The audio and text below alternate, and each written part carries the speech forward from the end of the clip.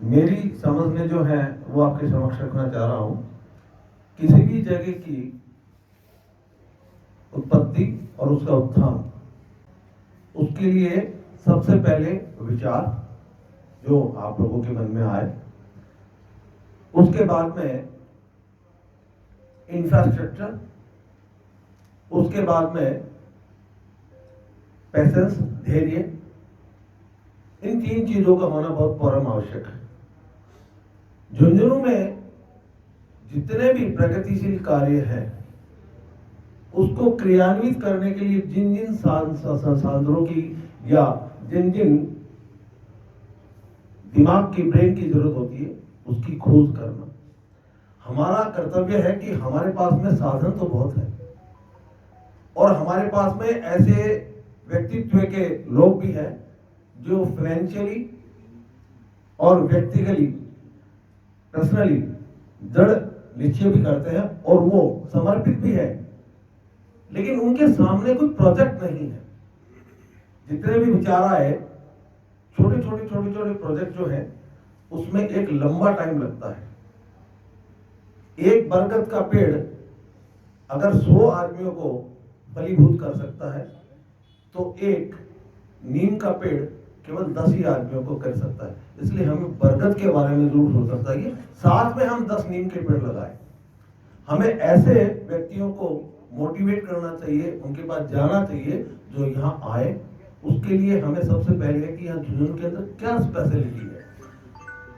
विनोद जी भाई साहब हैं, जगदीश जी साहब हैं और कई ऐसे व्यक्तित्व हैं जो बाहर हैं। इन लोगों के भी बहुत बड़े लोगों से अप्रोच है जो झुंझुनू से बिलोंग करते हैं।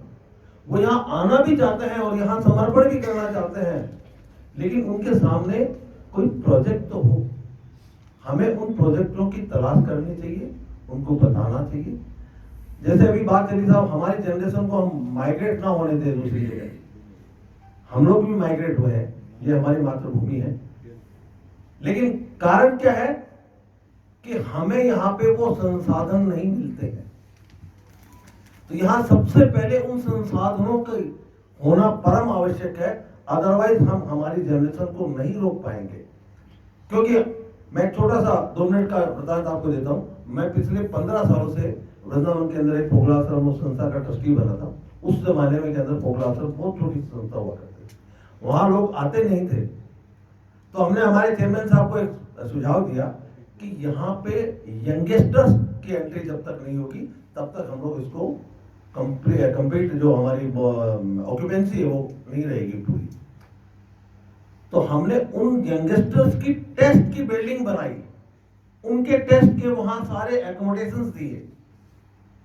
आना स्टार्ट हो गया। अब आप वंडर करेंगे, 400 कमरे हैं हम लोगों के पास में, उनकी ऑक्यूपेंसी रहती है 97-96%। तो हमें उन जनरेशन को रोकने के लिए उनको इंफ्रास्ट्रक्चर, मेरा बच्चा बाहर क्यों जाता है, उसको स्कोप नजर आता है, उसको इंफ्रास्ट्रक्चर नजर आता है, यहाँ वो डेवलप करे। और उसके लिए हमें 2 चीजों की जरूरत है, दृढ़ निश्चय और फाइनेंशियल। ऐसे व्यक्ति की पहचान करें, उनको मोटिवेट करें, बताएं।